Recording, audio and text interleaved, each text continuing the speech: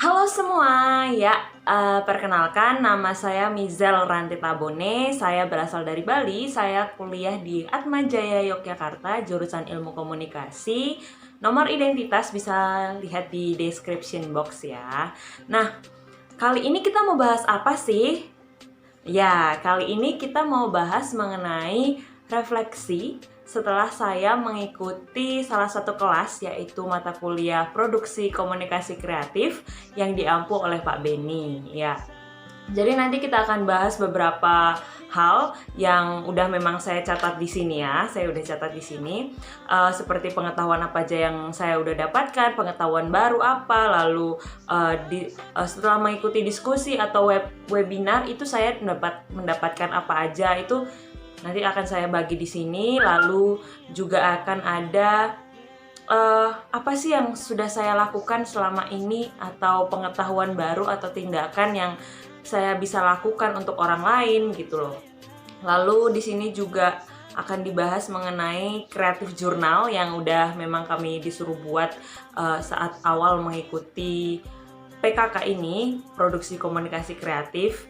Nah, habis itu ada juga nanti menceritakan tentang kreatif tim atau agensi yang kita bentuk dari awal kelompok, dari awal pertemuan memang gitu. Lalu ya itu nanti sama saran sih. Nah, itu aja, oke? Jadi tetap stay tune. Nah, langsung aja ke yang pertama. Yang pertama kita akan bahas mengenai pengetahuan baru apa sih yang saya dapatkan, selama saya mengikuti mata kuliah Produksi Komunikasi Kreatif. Ya, banyak banget pengetahuan yang saya dapatkan selama saya mengikuti kelas Produksi Komunikasi Kreatif yang dari Pak Beni maupun dari teman-teman yang lain begitu. Salah satunya adalah yang saya akan menyebutkan beberapa, kayak 2 saja, karena menurut saya itu yang paling berkesan ya untuk saya. Yang pertama itu saat Pak Beni menyuruh kami untuk mengimajinasikan fungsi dari salah satu benda kecil, yaitu clip paper. Lalu kita disuruh mengimajinasikan fungsinya sebanyak mungkin. Nah, di situ kami benar-benar masing-masing dari kami di dalam kelas berusaha untuk berpikir di luar batas kami gitu loh. Tapi dari situ kami belajar bahwa saya melihat masih banyak teman-teman termasuk saya yang masih membatasi pikirannya, karena mungkin masa sih clip paper bisa kayak gini, masih berpikir bahwa yang wajar itu seperti ini, yang tidak wajar seperti ini. Jadi menurut Pak Beni itu, jikalau kalian ingin berpikir kreatif, benar-benar berpikir kreatif. Jadi jangan batasi pikiran kalian, tetap sebebasnya aja berpikir gitu. Yang aku masih ingat itu, jangan batasi pemikiran kalian mengenai sesuatu hal atau ide gitu. Terus yang kedua itu mengenai tugas ketika kami di masing-masing kelompok dalam kelas itu disuruh Pak Beni membuat sesuatu yang mencengangkan dalam pembelajaran. Jadi kelompok kami berpikir ada 3 ide saat itu sebenarnya. Cuman yang satunya saya lupa, karena memang satunya juga tidak kami tampilkan karena kepepetan waktu ya, nggak dapat waktu yang banyak gitu. Nah, habis itu yang pertama itu idenya adalah mengenai bercocok tanam. Yang kedua adalah melihat gunung api meletus gitu. Nah, jadi konsepnya di sini adalah kami kayak mensimulasikan kami mempunyai membangun suatu restoran yang dimana concernnya ke lingkungan hidup. Jadi yang pertama itu audiens atau konsumen ya, itu akan diajak untuk bercocok tanam mendahulu menggunakan bahan-bahan makanan asli, seperti misalnya untuk tanah itu kita menggunakan Oreo yang kita sudah hancurkan. Lalu untuk cacing kita menggunakan permen Yupi yang berbentuk cacing. Lalu untuk bibit tanaman yang kecil-kecil kita menggunakan rempah wafer yang kecil-kecil gitu, terus kita taburin gitu. Nah, potnya kita beli sendiri asli, tapi yang memang sudah aman dan dibersihkan untuk boleh dimakan gitu, untuk boleh ditempatkan tempat makan, bukan dimakan gitu. Nah, habis itu setelah konsumen diajak untuk bercocok tanam dengan backgroundnya, memang background kita pakai Gunung Merapi biar sinkron aja, jadi mereka merasa bahwa oh kita lagi di deket gunung berapi nih gitu. Lalu konsumen diajak dalam segmen melihat gunung berapi meletus itu. Nanti di sini kita membuatnya gunung berapi itu ada bahannya aluminium, kertas bekas, lalu jagung untuk letupan batu-batu vulkaniknya, itu kita menggunakan jagung. Lalu kita juga ada penyangganya buat gunungnya, itu adalah batu bara merah. Lalu ada kawat yang kita bikin seperti gunung, lalu kita lapisi dengan aluminium, dan kita bikin di dalamnya itu lebih keras lagi dengan menggunakan kertas-kertas bekas itu yang kita bikin. Lalu ya sangat senang ketika kita berhasil membuatnya meletup, jagung itu meletup keluar menjadi popcorn, keluar dari bolongan gunung yang kami udah buat itu. Dan ya seperti mencengangkan, dan oke, itu sangat menarik dan sangat bagus gitu loh, membuat teman-teman merasa wah gitu. Jadi berpikir kreatif, asik, dan ya selalu ya pembelajarannya tuh ya nggak biasa gitu loh, ya gitu ya, yang pembelajaran pengetahuan baru yang aku dapat ya. Dan memang masih banyak lagi yang aku dapat sebenarnya, namun masih seputar teori gitu, jadi nggak terlalu nempel di otak gitu ya, Habis itu seiring berjalannya waktu itu kan kami mendapatkan keadaan di mana kita harus work from home atau sekolah kuliah online lah, kuliah dari kos atau rumah gitu ya. Nah, dari sini itu kita lebih seringnya mengikuti kegiatan-kegiatan yang online, sifatnya online, seperti contohnya webinar atau diskusi online gitu, kelas kuliah online gitu. Nah, untuk hal ini yang paling saya ingat adalah ketika dengan Mas Andre Wijaya. Mas Andre Wijaya adalah salah satu alumni yang sudah punya pekerjaan dan berprofesi yang sangat bagus. Dia didatangkan dalam kelas kami dan dia berbagi pengalaman-pengalaman kerja yang memang sangat-sangat menarik, dan bisa dikatakan pikiran saat itu sangat terbuka jadinya mengenai dunia kerjaan. Dan Mas Andre ini sangat baik ya, karena Mas Andre juga memberikan saya atau kami kiat-kiat dalam saat interview pekerjaan, memilih pekerjaan kayak gitu, kayak trik-triknya gitulah. Nah, dan yang paling membuat saya berkesan dari diskusi atau webinar dari Mas Andre Wijaya ini adalah ketika saya bertanya mengenai pekerjaan yang saya inginkan, misalnya peluang yang di suatu perusahaan yang saya inginkan, contohnya adalah Nestle. Saya bertanya mengenai hal seputar manajer training dan seputar gaji. Nah, Mas Andre ini sangat baik sehingga saya diberikan link, dan saya juga diingatkan selalu untuk memperbaharui atau mengupdate kesempatan dan cara mengikuti manajer training dari perusahaan Nestle, Danone, Unilever, dan P&G. Selain itu juga saya diberikan trik-trik saat interview gitu, apa aja yang harus dipersiapkan mulai dari fisik maupun non fisik. Itu Mas Andre menjelaskan dengan sangat baik, dan itu sangat bermanfaat untuk saya gitu. Lalu yang ketiga adalah selama saya mengikuti PKK, jadi ini ya, suatu pagi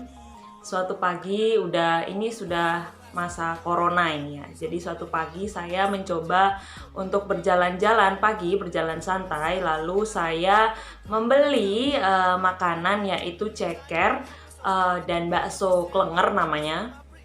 Itu di tetangga saya. Jadi saya ini punya tetangga, dia ini latar belakangnya memang keluarga ekonomi rendah, begitu, dengan latar belakang pendidikan juga yang minim, jadi pengetahuan dan wawasan itu juga terpengaruhi dalam keadaannya sekarang gitu. Nah, saat saya membeli itu, tetangga saya itu mengeluh kepada saya, bukan mengeluh sih, cerita bahwa dia itu memiliki masalah dalam hal mempromosikan produknya. Jadi masih banyak yang gimana ya, dia nggak bisa, tetangga saya ini tidak bisa membuat suatu iklan atau suatu promosi dalam bentuk apapun, walaupun dalam bentuk digital kan, karena memang saat ini kan corona, jadi semua tuh harus digital mau nggak mau. Jadi dia meminta tolong saya untuk membuat sebuah iklan atau ini untuk mempromosikan produknya begitu secara digital. Jadi saya membantunya karena saya berpikir bahwa saya ini mahasiswa ilmu komunikasi yang menurut saya lebih paham dan mampu untuk mengerjakan ini. Jadi saya memilih untuk membantu dengan mempromosikan produk mereka gitu. Dan saya sangat senang. Oh ya, ketika saya membuat iklan ini atau produk ini, itu saya pertama kebingungan, ini mau mulai dari mana dulu. Lalu saya ingat, oh iya ya, saya itu pernah belajar di kelas PKK bahwa kalau mau mempromosikan sesuatu tuh idenya harus kayak gini, step-stepnya itu saya ngikutin dari apa yang saya sudah pelajari atau terima saat kelas PKK gitu. Jadi memang PKK ini kita harus aplikasikan dalam kehidupan sehari-hari ke depannya maupun sekarang gitu. Habis itu kreatif jurnal. Jadi saya di sini, maaf ya. Jadi saya di sini itu menggunakan kreatif jurnal ini. Sebenarnya awal itu saya menggunakan buku gambar besar yang benar-benar besar sekali. Tapi menurut saya itu hanya tidak akan membuat saya efektif jika saya ingin menuliskan sebuah cerita dimanapun. Jadi saya berpikir, oke, saya ada beberapa memang. Nanti saya akan tunjukkan kreatif jurnal saya yang pertama yang di buku besar itu. Tapi saya akan menunjukkan adalah kreatif jurnal yang saya tulis di buku ini. Jadi ini seperti buku diari saya. Saya di sini akan memberikan beberapa cerita. Memang di sini sangat rahasia ya, cuman saya akan menceritakan beberapa saja dari sini yang saya tuliskan hingga saat ini. Jadi gini, saya ingin berterima kasih sekali kepada Pak Beni karena Pak Beni sudah memberikan saya salah satu jalan ataupun salah satu cara saya bisa menulis jurnal ini. Jadi saya sangat senang ya, sampai saat ini pun saya juga sangat masih menuliskan jurnal-jurnal yang menurut saya kejadian-kejadiannya ini sangat memoriam banget buat saya. Jadi terima kasih Pak Beni karena menyuruh kami membuat kreatif jurnal seperti ini, walaupun memang dalamnya tidak kreatif, cuman saya berpikir bahwa kreatif ini dalam ide, dalam suatu cerita di dalam sini gitu. Saya berterima kasih banget Pak Beni. Nah, jadi salah satu ceritanya di sini adalah mengenai ketika saya bersama 3 kawan saya. Ya dalam sini kalau nggak salah. Cuman saking banyaknya ya.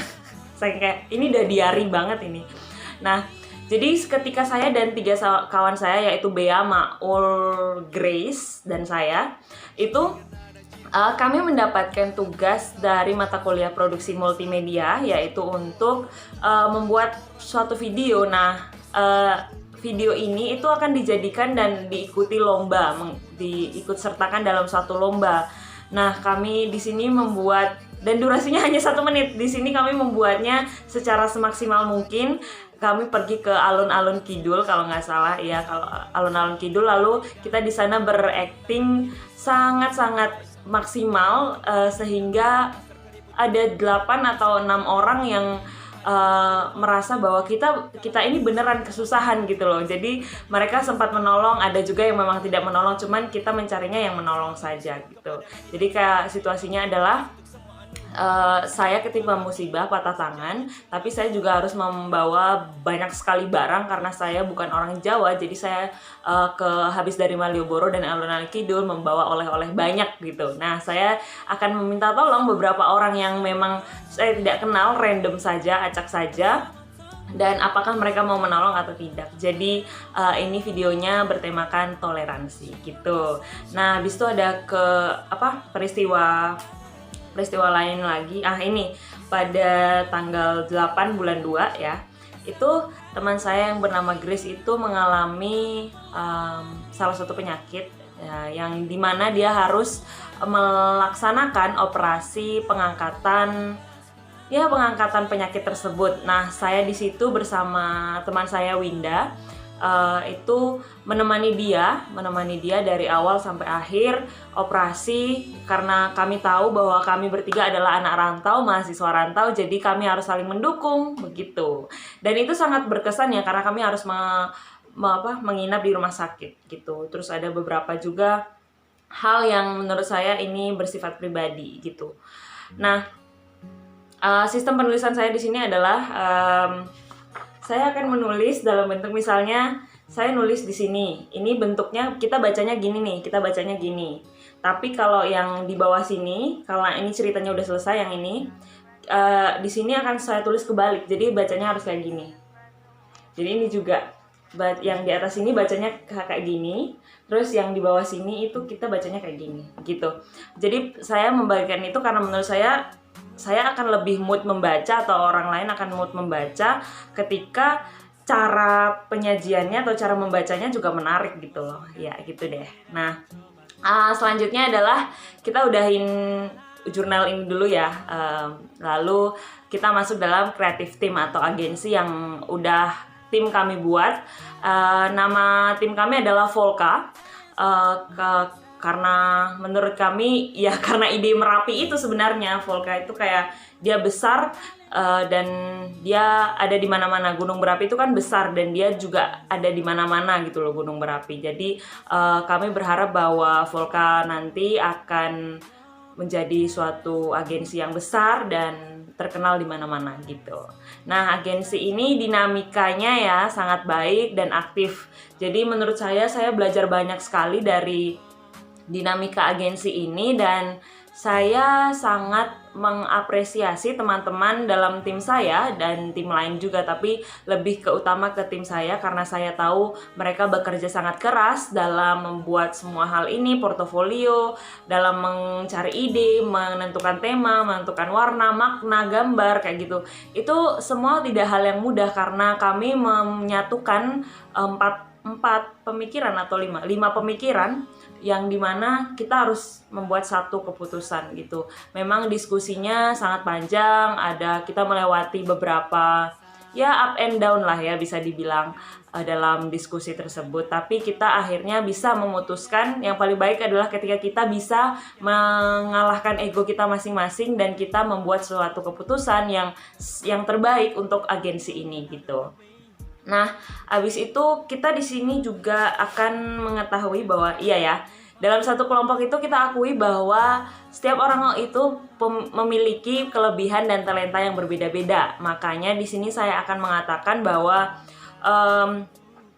misalnya saja Bea itu bagus dalam leadership, lalu ada creative thinking itu yang creative thinking itu menurut saya adalah diri saya sendiri, karena menurut saya selama ini saya berpikir kreatif untuk kelompok. Lalu saya juga menurut saya untuk creative execution itu oleh Gita ya, dari kelompok kami ya, kelompok Volka gitu.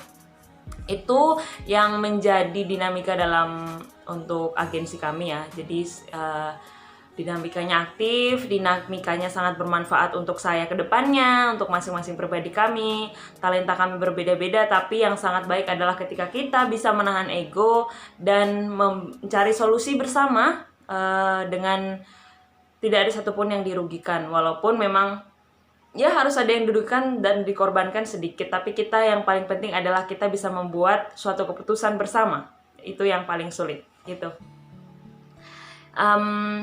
Selanjutnya adalah saran. Selanjutnya adalah saran. Nah, saran untuk produksi komunikasi ke depan. Oke, saya sih sebenarnya nggak ada saran, cuman saya memiliki keinginan. Nah, saya menginginkan ke depannya produksi komunikasi kreatif ini, kelas ini akan semakin banyak peminatnya, dan saya ingin bahwa setiap mahasiswa atau setiap tim atau setiap agensi kelompok yang akan dibentuk ke depannya itu memiliki banyak karya, dan saya sangat memiliki sangat ingin ya. Saya sangat ingin karya ini atau agensi kelompok ini yang sudah dibentuk ini tidak berhenti atau redup begitu saja setelah selesainya mata kuliah ini, tapi saya ingin juga karya ini atau agensi yang sudah dibuat bisa terang terus, jadi kayak dijalankan terus, karena peluang mungkin kalian bisa, salah satu dari kalian suksesnya dari agensi tersebut gitu, tapi kita nggak pernah tahu. Tapi menurut saya sebaiknya hasil-hasil karya tersebut itu tidak berhenti begitu saja atau redup gitu saja, karena sangat disayangkan banyak banget ide-ide kreatif yang dibuang begitu saja. Oke, itu aja yang sudah menjadi refleksi saya setelah mengikuti produksi komunikasi kreatif yang diampu oleh Pak Beni. Terima kasih Pak Beni sudah mengajarkan kami, dan terima kasih atas ilmu-ilmunya. Serta terima kasih untuk teman-teman yang sudah juga membagi ilmu dan pemikirannya. Saya sangat belajar banyak dari situ. Dan ingat, kata Pak Beni, belajar itu tidak hanya di dalam kelas, tapi kita belajar dari semua hal, semua barang, semua hal yang kita lihat. Itu kita belajar dari situ. Oke, terima kasih sudah menonton dan sampai jumpa.